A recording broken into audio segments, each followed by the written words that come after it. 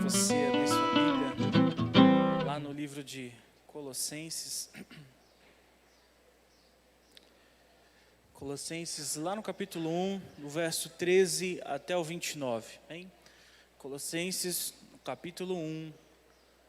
Aí você põe o dedinho lá no verso 13 e vamos até o 29. É um prazer, uma honra estar aqui com os irmãos mais uma vez, podendo partilhar um pouquinho da palavra. Não sei se é tão prazeroso assim para vocês, mas é um privilégio para a gente estar aqui, principalmente no nível do Joninhas. Amém? Colossenses capítulo 1, do verso 13 até o verso 29. Quero que você preste bastante atenção, porque é um trecho um pouquinho longo, e para a gente não se delongar, eu não vou retornar aos versos novamente, só vou indicar as sessões por onde a gente passar, tá bom? Diz assim a palavra do nosso Deus: o qual nos tirou da potestade das trevas e nos transportou para o reino do Filho do seu amor, em quem temos a redenção pelo sangue, a saber, a remissão dos pecados, o qual é a imagem do Deus invisível, o primogênito de toda a criação, porque nele foram criadas todas as coisas que há nos céus e na terra, visíveis e invisíveis, sejam tronos, sejam dominações, sejam principados, sejam potestades. Tudo foi criado por ele e para ele. E ele é antes de todas as coisas, e todas as coisas subsistem por ele. E ele é a cabeça do corpo da igreja. É o princípio e o primogênito dentre os mortos, para que em tudo tenha preeminência, porque foi do agrado do Pai que toda a plenitude nele habitasse. E que, havendo feito por ele a paz pelo sangue da cruz, por meio dele reconciliasse consigo mesmo todas as coisas, tanto as que estão na terra como as que estão no céu.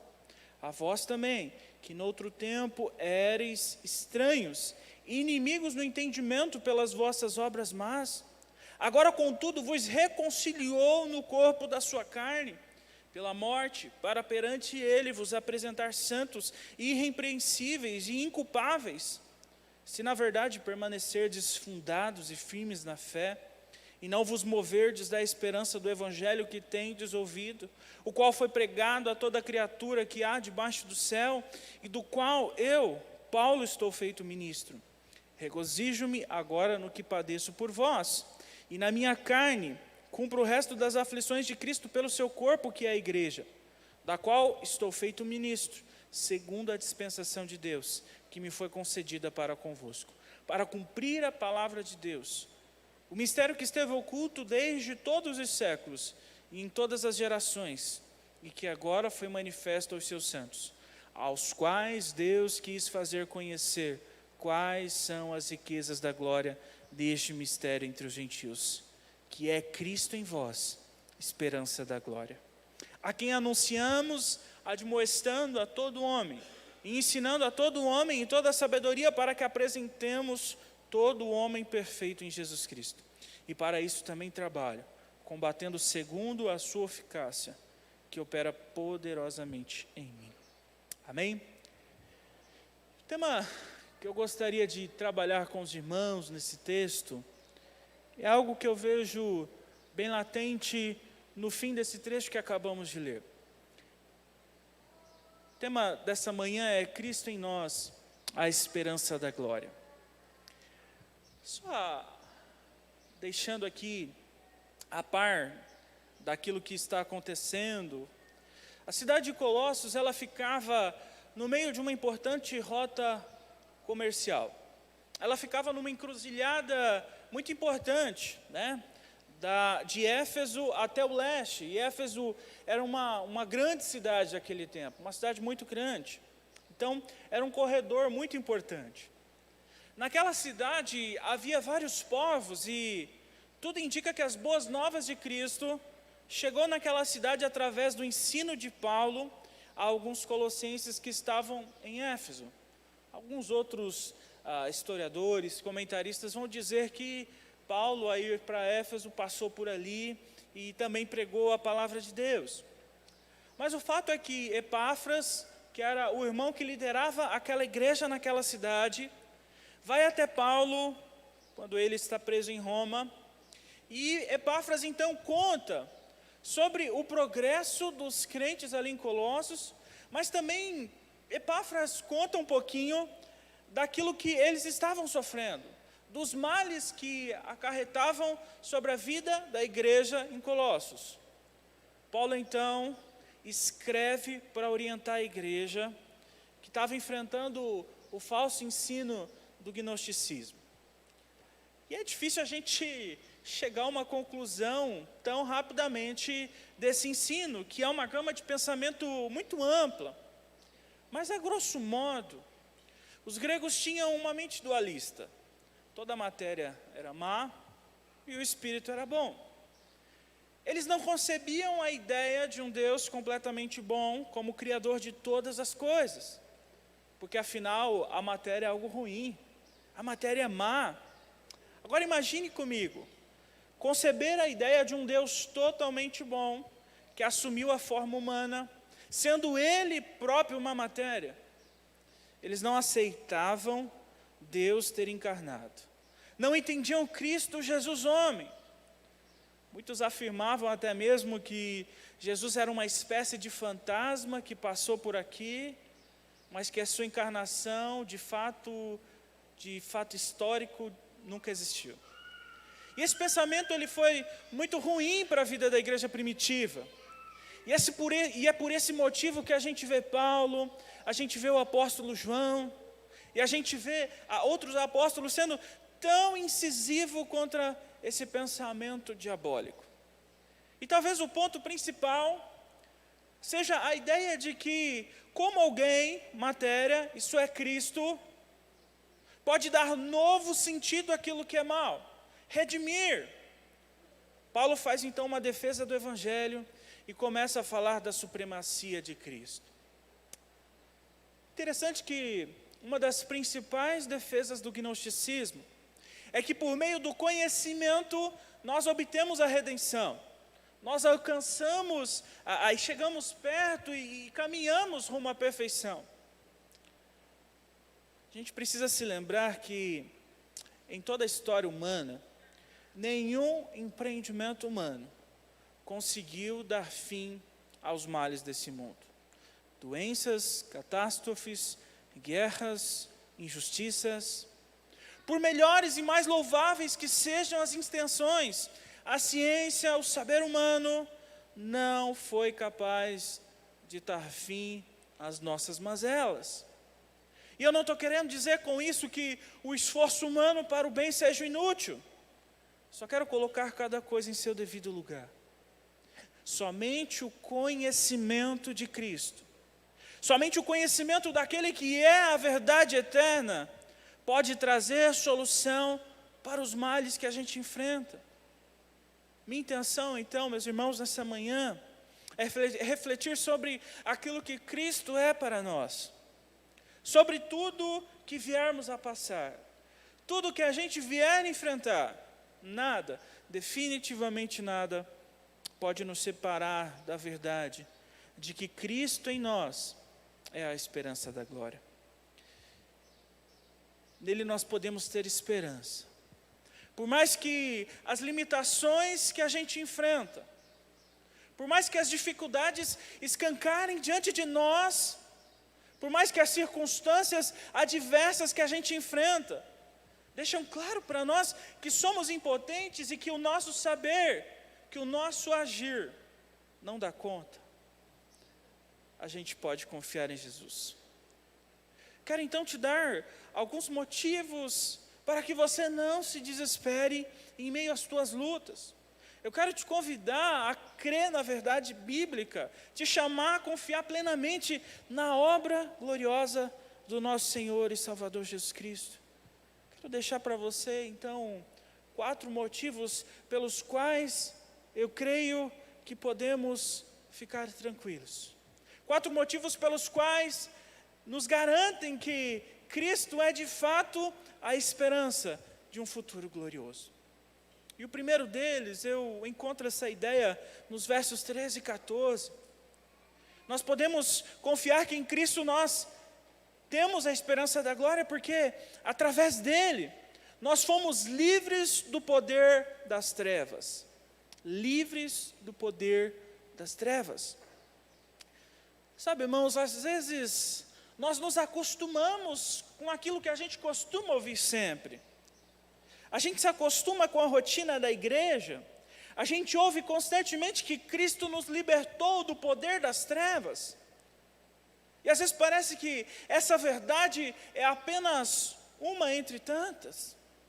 Uma verdade tão profunda, às vezes se torna algo banal. Os nossos pecados foram redimidos no sangue de Cristo. E isso não foi algo simples. É como se estivéssemos perdidos e sem rumo, feito um cego num tiroteio. Imagine você, completamente cego, ouvindo tiro para todos os lados. E de repente fomos achados no meio de toda essa bagunça, alguém nos tirou dali, nos salvou daquela situação, nos levou para um lugar seguro. Nesse lugar seguro fomos curados, nos foi dada a visão. E a gente pôde então vislumbrar o quanto estávamos enrolados. Pudemos ver então a bondade de quem nos tirou daquela situação. Ser tirado do poder das trevas e transportado para o reino de Cristo é algo magnífico. Não é algo banal. Não é apenas mais um ensino. Estávamos destinados à desgraça. O nosso pecado tinha garantido um salário de morte. O nosso passaporte para o inferno estava carimbado. O destino cruel era certo. Mas agora, com a minha fé em Cristo, fui transportado daquele reino de morte para um reino de vida eterna. E agora em Cristo, fomos agraciados. Já não teremos o salário do pecado. Nosso passaporte foi confiscado por Cristo. E o nosso destino completamente mudado. Isso é uma obra grandiosa. A gente pode se alegrar, meus irmãos, porque Cristo em nós é a esperança de um futuro glorioso. Ele nos tirou do poder das trevas. Uma segunda razão pela qual a nossa esperança deve e pode ser viva em Cristo é porque Ele é Senhor sobre todas as coisas. E eu acho essa ideia entre os versos 15 e o verso 18. Sabe, meus irmãos, não há maior garantia do que depositarmos a nossa fé, a nossa esperança naquele que é sobre tudo. E Paulo faz essa defesa. Em Cristo está toda a supremacia. O que significa dizer isso? Isso significa que nele está todo o poder, que Ele é Senhor e soberano, que Ele é incontestavelmente superior a tudo. E tudo que existe, só existe por meio dEle. Jesus Cristo é incomparavelmente grande. É interessante esse aspecto de confiarmos no Todo-Poderoso. A gente costuma ouvir que todos os homens são filhos de Deus. O pessoal costuma dar essa desculpa, né, para encher a cara no fim de semana, né?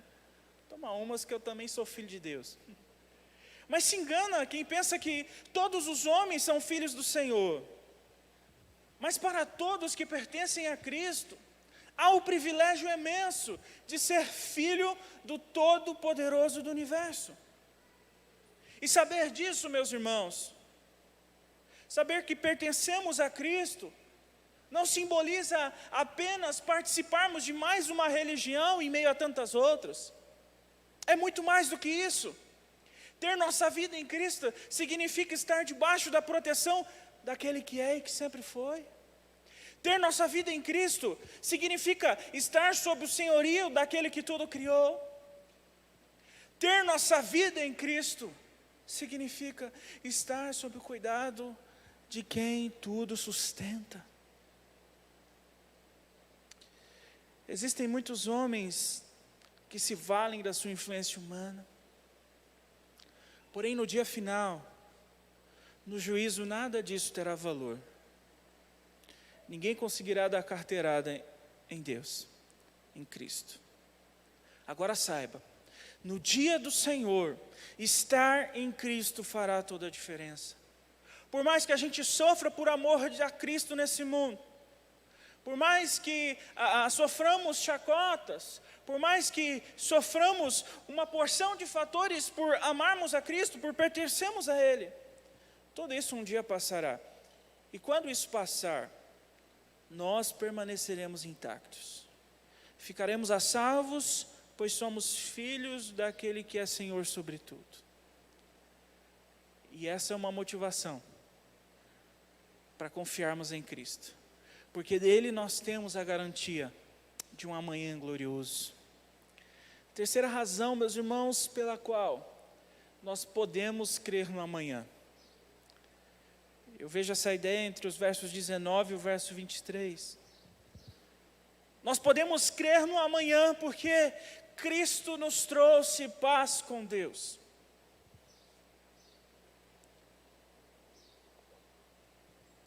Quando o texto fala que o sangue de Cristo fez a paz, ele mostra que a gente estava oposto à paz. Nós estávamos em guerra. Quando o texto fala de reconciliação, mostra que a gente estava em conflito, que estávamos contra Deus. Há uma verdade que lá em João 3,36 expressa, e que infelizmente é uma verdade pouca proferida em nossos dias. João 3,36 diz o seguinte: aquele que crê no Filho tem a vida eterna, mas aquele que não crê não verá a vida, mas a ira de Deus permanece sobre ele. Meus irmãos, nós ouvimos pouco sobre a ira de Deus. Falamos muito do amor de Deus, que é algo incontestável, mas a gente se esquece de dizer que este amor é justamente o contraponto, é justamente o contraste da ira de um Deus tremendamente justo, que um Deus que todos um dia estarão diante dele. E a verdade é que o pecado nos separou de Deus. Todos que não estão debaixo de Cristo, inevitavelmente se encontram debaixo da ira de Deus. Nós proclamamos o amor, e é por isso que a gente fala tanto nesse amor, porque nós cremos que uma vez que a nossa fé é posta em Cristo, toda a ira é substituída pela paz. Fomos reconciliados por meio do sangue de Cristo na cruz. Portanto, eu não sei se há entre nós alguém que não tem fé em Cristo, que não se rende a Cristo como Salvador. Quero te afirmar nessa manhã que a única esperança de um futuro glorioso se dá única e exclusivamente por meio dele. Não há esperança longe de Cristo, não há esperança longe da cruz. E se a nossa fé não está sobre ele, há uma certeza de que não há esperança. Mas para nós, meus irmãos, para nós que estamos nele, hoje temos esperança. E isso se deu não porque a gente tentou ser melhor, não porque dormimos tranquilos essa noite passada, porque fomos muito bons no sábado e dormimos o sono dos justos. Hoje nós temos paz com Deus porque Cristo nos reconciliou com Ele. Temos esperança na glória futura, a esperança de que não encararemos a ira. Tudo porque debaixo de Cristo obtemos paz com Deus. E aí a gente pode se cercar desse sentimento maravilhoso, de que um dia estaremos ao lado do nosso Senhor. Há um relato, não sei ao certo se é verdadeiro, mas é um relato interessante. Contam que uma vez Lutero sonhou. E esse relato diz que o diabo apareceu diante de Lutero e lhe apresentou uma lista imensa, contendo muito dos pecados que ele havia cometido na sua vida. Lutero então pegou a lista do diabo e começou a olhar. E vendo que a lista não estava completa, ele devolveu ao diabo e disse: todos esses pecados eu cometi, mas ainda faltam alguns outros. O diabo então pegou a lista das mãos de Lutero, começou a rabiscar, elencar outros pecados da vida de Lutero. Então ele volta para Lutero de novo e diz: agora sim, a sua lista está completa. Todos os seus pecados estão aqui. Então, Lutero pegou a lista novamente, olhou, conferiu toda a lista e por fim exclamou: agora que estão listados todos os meus pecados, escreve bem embaixo da lista: o sangue de Jesus Cristo me purifica de todo o pecado. Cristo nos trouxe paz com Deus. E essa paz é o contraste do estado terrível que nós estávamos. Se Ele trouxe essa paz, é porque nele podemos confiar que o amanhã será melhor. Quarto e último motivo, meus irmãos, pelo qual Cristo em nós é a esperança da glória. Nós podemos confiar nisso porque nele Deus revelou as riquezas da sua glória. Eu encontro essa ideia do verso 24 até o 27. E aqui Paulo nos diz que ele se regozijava em suas aflições. E eu acredito que ele tinha um grande motivo para isso. Cristo, a grande aliança de Deus para com os homens, foi revelado. Isso não era uma mera revelação.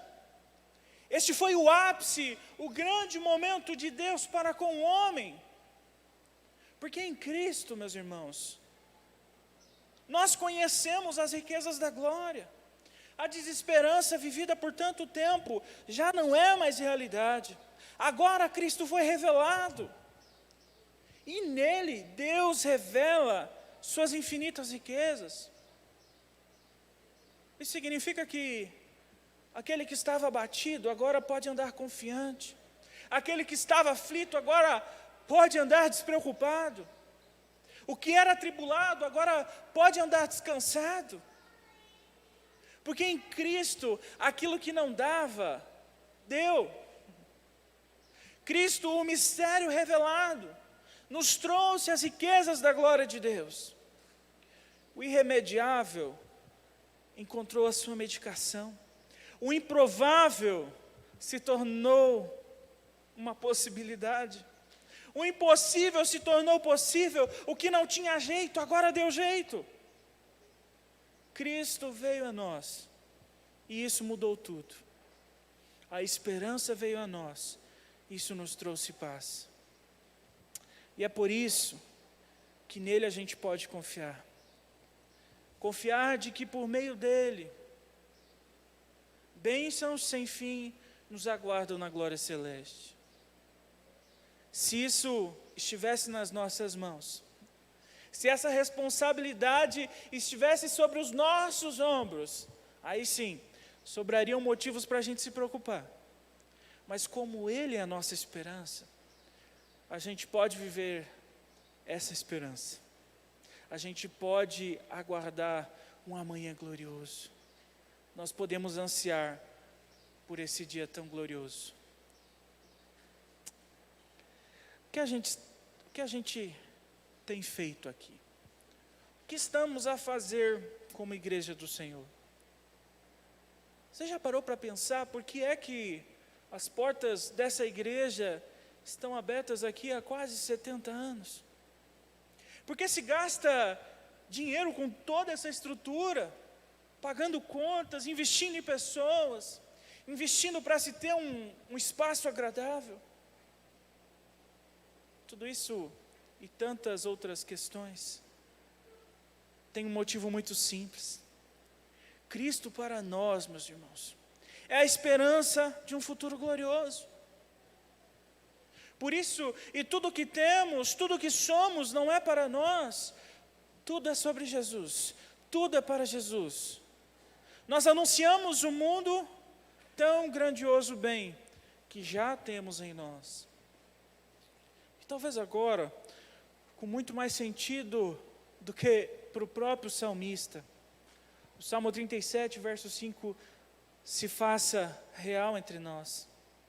Entregar o nosso caminho ao Senhor, confiar nele e ter a segurança de que o mais ele certamente fará. É uma certeza para quem está em Jesus, para quem confia no amanhã glorioso. Eu não sei o que você tem vivido, eu não sei quais as lutas que você tem encarado. Eu sei das minhas, e sei o quanto elas têm me custado. Mas muito mais certo, meus irmãos, do que todas essas coisas, muito mais certo do que aquilo que nos atrapalha nessa vida, é a esperança de que um dia, no tempo do Senhor, a gente há de ter um futuro maravilhoso ao lado do nosso Mestre. Muito maior do que as nossas dificuldades. É a esperança da glória. Por isso, minha mensagem para você nessa manhã é: fica firme. Tudo há de passar. Porém, uma vez que Cristo está em nós, nós temos por certo de que nada do que vivemos hoje irá atrapalhar, irá impedir o amanhã de glória que nos aguarda. O Senhor nos abençoe, que o Senhor nos guarde, que a Tua palavra venha a aplicar grandiosos ensinos que transformem a nossa vida. Vamos orar? Pai, quero Te agradecer, Pai, pela Tua palavra. Quero Te agradecer porque em Cristo Jesus, Tu revelastes, ó Deus, riquezas infinitas, das quais, ó Deus, creio que só teremos a completa dimensão no dia que nos encontrarmos plenamente com o Senhor. Pai, nós queremos nessa manhã, Pai amado, ter um coração renovado. Queremos ter, ó Deus amado, a nossa esperança, Deus, sendo colocada no lugar correto. Pai, que o nosso coração, que a nossa fé esteja, ó Pai, depositada no Senhor. Porque sabemos que em Cristo Jesus, nós podemos, ó Deus, ter a convicção, ter a certeza de que o nosso amanhã será bem melhor. E de que as lutas, as dificuldades que aqui passamos, que aqui enfrentamos, ó Pai, elas só servem para que olhemos para o amanhã, para que vislumbremos que estar contigo é infinitamente melhor, é infinitamente maior.